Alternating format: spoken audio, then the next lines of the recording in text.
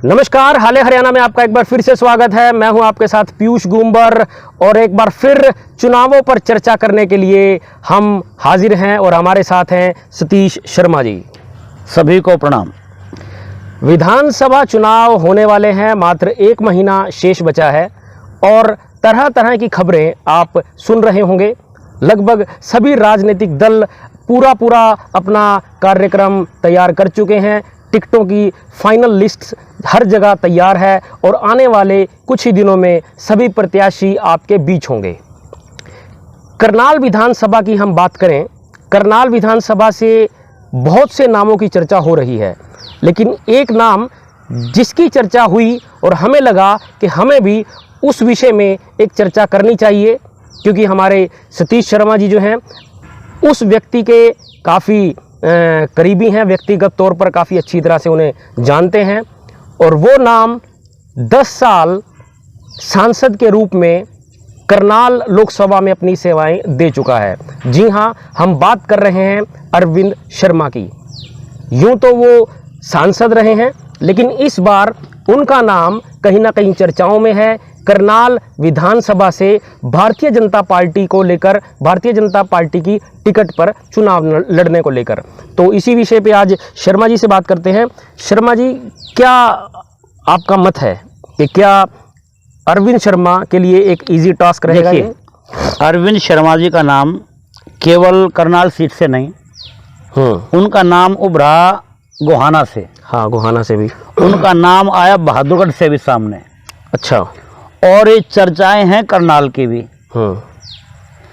तो यदि गोहाना की बात करें, जैसे उनका नाम चर्चाओं में आया, वहां पर लोगों ने पुतले वगैरह फूके। अच्छा। विरोध हो गया।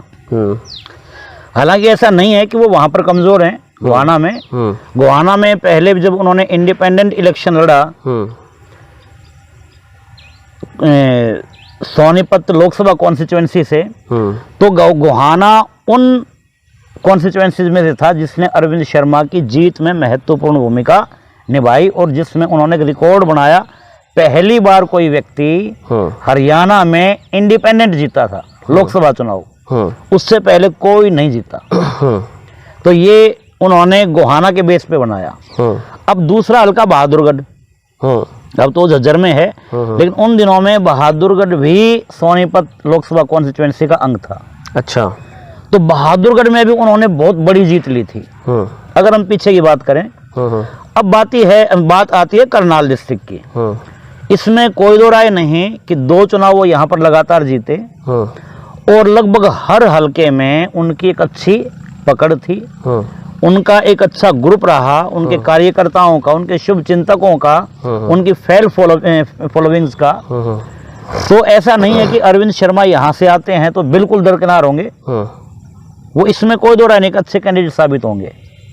नहीं, मेरा पॉइंट यहाँ पर ये है, लोकसभा का चुनाव कंपैरेटिवली जीतना आसान रहता है, लेकिन जितना छोटा चुनाव होता जाएगा, अगर हम करनाल लोकसभा की बात करें, नो डाउट के वो शायद जितना मार्जिन खट्टर जी को मिला उससे ज़्यादा मार्जिन से वो लोकसभा की सीट निकाल लेते।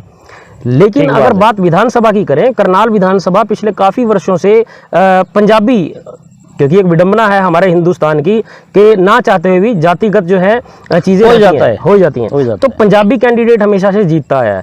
तो वो आते हैं शर्मा समाज से, ब्राह्मण समाज से। तो क्या उनके लिए करनाल विधानसभा की सीट निकालना उतना इजी रहेगा? देखो, आप एक छोटी सी बात लें, मैं इसमें जो अपने विचार रखता हूँ, पहले यहाँ से गुप्ता जी रहे, जेपी गुप्ता, वो बनिए थे, वो भी जीते। काफी पहले की बात है ये, भजनलाल के खास आदमी होते थे। 2 चुनाव वहां से सुमिता सिंह ने जीते, वो भी पंजाबी नहीं थी। बट पंजाबी में ही काउंट होते हैं, जट हैं पंजाबी और ड्यूअल है होगा। जट और पंजाबी, वो जट तो सिख हैं प्योर लगभग, या जाट हैं, वो दोनों अलग एक जैसी चीजें हैं।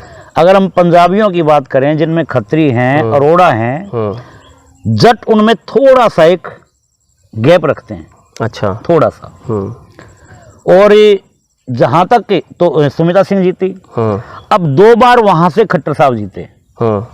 खट्टर साहब के वहां पर आने के बाद इस बात में कोई दो राय नहीं कि अब वहां का जो पंजाबी फैक्टर है या जो पंजाबी मतदाता है वो किसी भी अपने उसी फेस को चाहेगा जो उनके बीच से निकला हो। यदि कोई भी कैंडिडेट दूसरा वहां पर आता है तो पंजाबियों के अंदर कम से कम जो एक बहुत बड़ा वहां का वोट बैंक है, एक बहुत बड़ा फैक्टर हो चुका है, उसकी और किसी की स्वीकार्यता वहां पर उतनी अच्छी नहीं होगी, इसमें तो कोई दो राय नहीं। लेकिन यदि हम अरविंद शर्मा को हल्का मानने की गलती करें, मैं इसलिए आपको बोल रहा हूं ये बात थी, अरविंद शर्मा इंडिपेंडेंट पहले सोनीपत से बने, अगला चुनाव उन्होंने वहां से लड़ा, सोनीपत से ही शिवसेना से वो हार गए।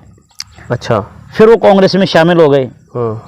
भजनलाल और भूपेंद्र सिंह हुड्डा दोनों के स्टार्टिंग में वो क्लोज रहे, लेकिन जब उनकी टिकट नहीं मिली तब उन्होंने रोहतक से पर्चा भर दिया और वहां पर जाकर हुड्डा को हरवाने का काम किया, जो बहुत मजबूत वहां के कैंडिडेट थे। क्योंकि जितनी वोट अरविंद शर्मा ने ली उस चुनाव में, वो सारी की सारी वोट हुड्डा साहब की थी।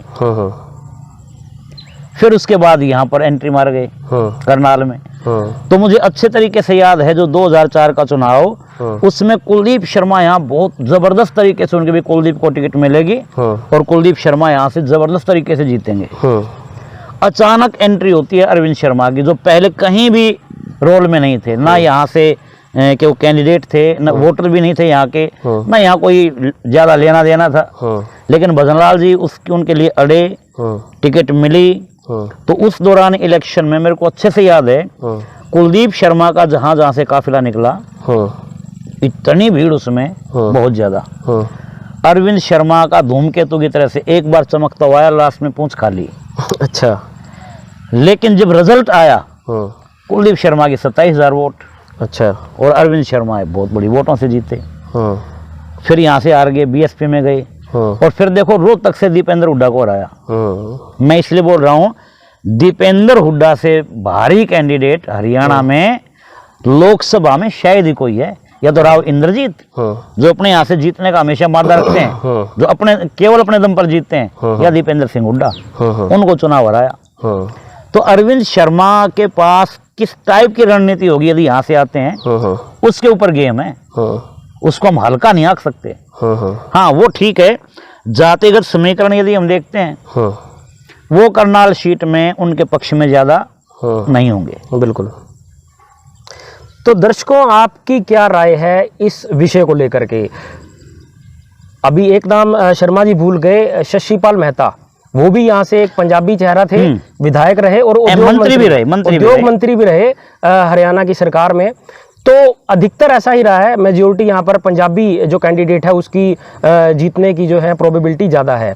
लेकिन अरविंद शर्मा अगर वो आते हैं, इसमें भी कोई डाउट नहीं है कि एक बहुत ही मंजे हुए राजनीतिज्ञ हैं, बहुत ही अच्छी तरह से वो अपने कैंपेन को लेकर चलते हैं। तो आने वाला समय बताएगा आप सब लोगों की क्या राय है, क्या अरविंद शर्मा को भारतीय जनता पार्टी करनाल विधानसभा से चुनावी मैदान में उतार सकती है या नहीं। अगर आप पहली बार हमारे इस मंच पर जुड़े हैं, इस वीडियो को देख रहे हैं, तो हमारे फेसबुक पेज को फॉलो कीजिए और यूट्यूब चैनल को भी सब्सक्राइब कीजिए। धन्यवाद। प्रणाम।